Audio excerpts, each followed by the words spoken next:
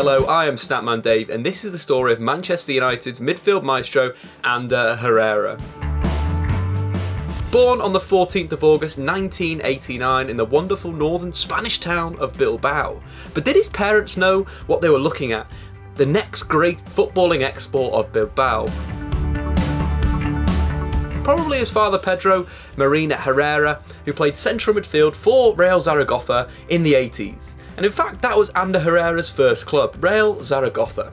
He came through the youth setup at Zaragoza, earning rave reviews about his determination and ability on the ball.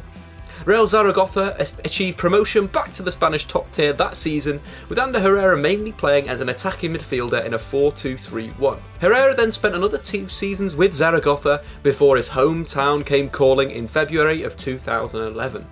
The move was agreed before the end of the season, with Herrera heading to Bilbao for €7.5 million. What an absolute steal. And that in fact is where he drank Estrella by the cask. Athletic Bilbao are a special club, a historic club in La Liga, with their entire focus on developing players from the Basque region, which stretches from Burnage in France to the beaches of San Sebastian and Bilbao. They only sign players that are born within the Basque country. They've relaxed this a little bit in recent years, with players whose grandparents or great-grandparents were born in the Basque country being able to play for Bilbao. Laporte is a great example of this new rule, a fantastic centre-half that is destined for stardom. In a world of massive transfer fees, super agents and tax evasion, Bilbao stick to some cracking foundations and key principles. Imagine a Manchester United team full of Marcus Rashfords. We can only dream. But waiting in Bilbao for Ander Herrera was one of the greatest managers that he played under, and that was of course El Loco, Bielsa. Bielsa took the reins at Athletic Club over the summer. He was known for his aggressive football, his pressing, wanting total domination over the game of football using fluid systems and almost total football. And he was the first massive coach that impacted on Ander Herrera's overall game, improving his defensive side of his game massively. Bielsa moved Herrera slightly deeper on the pitch from his usual attacking midfield position in a 4-2-3-1 to central midfield in an all-pressing 4-3-3. He played next to DeMarcos, and those two put together a sort of relationship of pressing beauty. If one went, the other one would go with, and they'd usually win the ball back. Herrera massively benefited from working with the great Argentinian. We arguably now see a number of characteristics of a Bielsa player week in, week out at Old Trafford. That's pressing, that's understanding when to jump out of the formation, out of the system, to pressurise the opponents on the ball and force a turnover. We've definitely seen that this season, with Ander Herrera winning more tackles and making more interceptions than any other United player in the Premier League. But arguably, Ander Herrera was one of the guys that really shone, with Javi Martinez the 2 best imports out of Bilbao from the Bielsa days. Not only was their style of football great, but they were competitive on all fronts. They reached the Copa del Rey final before succumbing to Pep Guardiola's Barcelona. But it was in the Europa League where they gained so many plaudits. They had so many fans. They were the hipster team of that tournament. Manchester United, the grand team from England, awaited them in the round of 16. After a disastrous campaign in Europe, Sir Alex Ferguson's Manchester United fell out of the Champions League group stages and stumbled past an Ajax team featuring Jan Vertonghen and Christian Eriksen in the round of 32. The first leg was Ander Herrera's first game at Old Trafford, and his thoughts on the big old stadium are absolutely fantastic. We were so happy coming to the biggest stadium in England, the most historic stadium in front of the fans that have seen the best football, a lot of titles and a lot of great players. I remember when I saw the rest of the stadium and I thought, I didn't say it to anyone, it must be good to play in front of these fans every single week. And then I played a fantastic game, maybe one of the best of my career. We beat United 3-2 at Old Trafford. That day I realised that I one day wanted to put on that red shirt and enjoy it at Old Trafford. Ander Herrera playing a wonderful lob pass over the United back four for DeMarcos to volley home. In fact, his first ever assist at Old Trafford.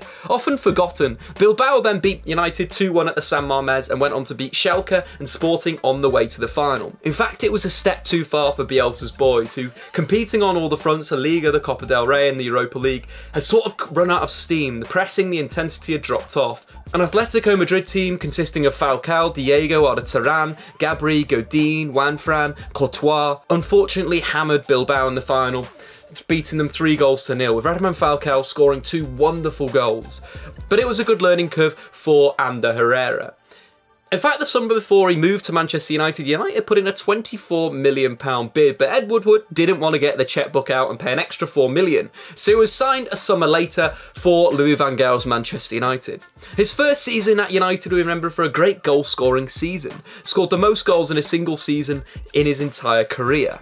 Which was quite interesting. He was so good at breaking into the penalty area at the right time. When LVG's passing football finally got to the opposition's penalty area, Herrera was usually there to fire the ball home. But it wasn't just goal scoring. Remember the game away at Wanfield.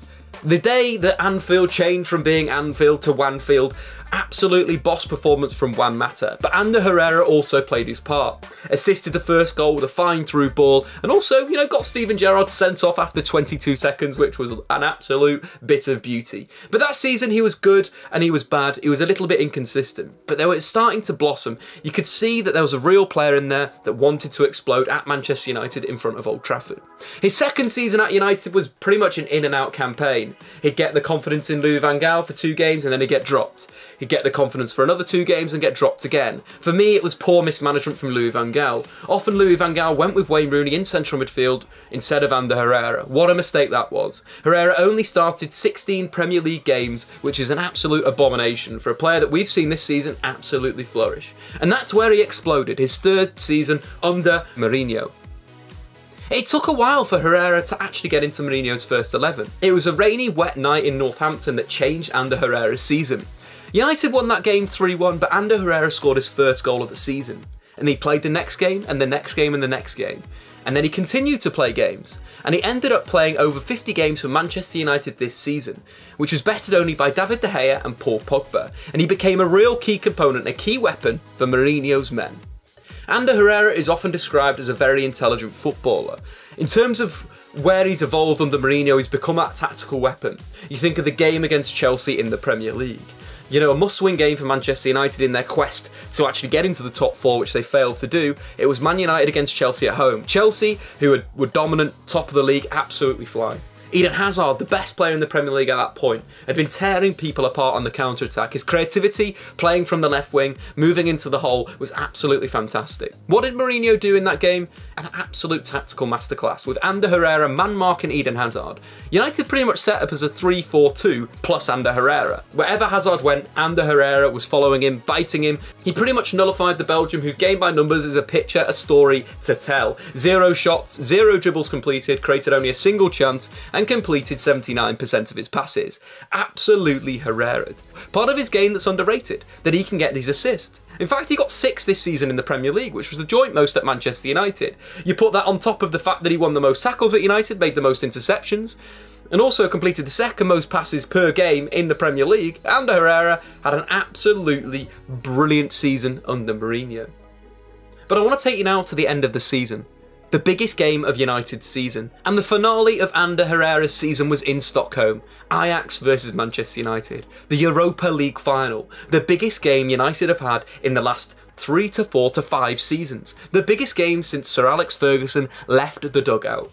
United needed to win this game to get into the Champions League. It was absolutely huge.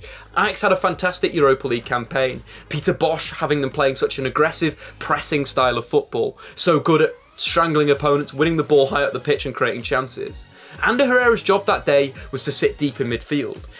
Fellaini was playing as sort of a second striker, a target in attacking midfield. United went long to him and bypassed the Ajax press. Paul Pogba was playing as sort of a box-to-box shuttling role in central midfield, and Ander Herrera had to sit and arguably deal with Ajax's creative hub, Ziyech, in midfield. Ziyech plays left centre midfield, Ander Herrera was lining up in United's 4-2-3-1 on that right-hand side. He did a man-to-man job on Ziyech, was absolutely fantastic. Ziyech, a player that in the semi-final had registered 3 assists in a single game. But Ander Herrera was fantastic. He completed 100% of his dribbles, 24 passes, 13 tackles, 4 blocks, 4 interceptions, and arguably a little bit of gamesmanship, which I really like from Ander Herrera. I like how he can wind up his opponent. I like the job that he did on Eric Dyer. And in that final, Ander Herrera did not put a foot wrong. He allowed Marouane Fellaini to flourish, he allowed Paul Pogba to push on, just protecting the 2 centre-backs, Daley Blind and of course Chris Smalling. They didn't have a problem all game because Ander Herrera's shielding was so good. And it's sort of, where does Ander Herrera go next? For me, it's United captain. That's where I want to see Ander Herrera.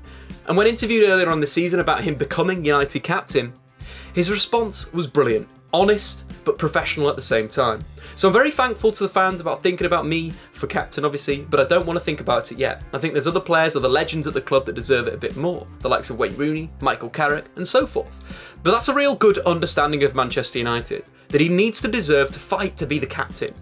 But quite frankly, for me, the best central midfielder in the Premier League this season, the most complete, better than N'Golo Kante. He won more tackles, made more interceptions, completed more passes, created more goals. And it's the real interesting part where Ander Herrera goes next. Is it in a three-man midfield with Paul Pogba and Fabinho? The big thing that Mourinho talks about Ander Herrera is his smartness on the football pitch. And again, going back to that Europa League final, the moment when he spoke to Henrik Mkhitaryan on the edge of the box, United were winning the game 1-0, they had a corner around the 55th minute. Ander Herrera instructed Mkhitaryan to go back into the penalty area and stand on the goalkeeper. Mourinho was livid. What Mkhitaryan was supposed to be doing was defending the counter-attack on the end. You know, a pacey player could keep up with the play if Ajax broke. But what Ander Herrera did is he instructed his Armenian teammate to push back into that box. That was because Mkhitaryan was on a yellow card, which meant that if he'd gone back to defend the counter-attack and had to commit a foul and picked up a yellow card, he would have been sent off. United down to 10 men, Ajax possession base, probably would have won that game.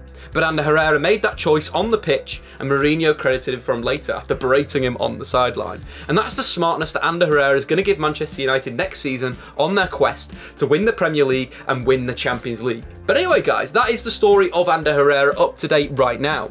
If there's anything you feel I've missed out on Ander Herrera's wonderful career, get it into the comments below, and of course, subscribe to Full-Time Devils because the guys are the Anyway, I've been Statman Dave, check me out on YouTube as well. Over and out, that is the story of Ander Herrera. I've absolutely loved recording this for you guys and hope you've enjoyed it too.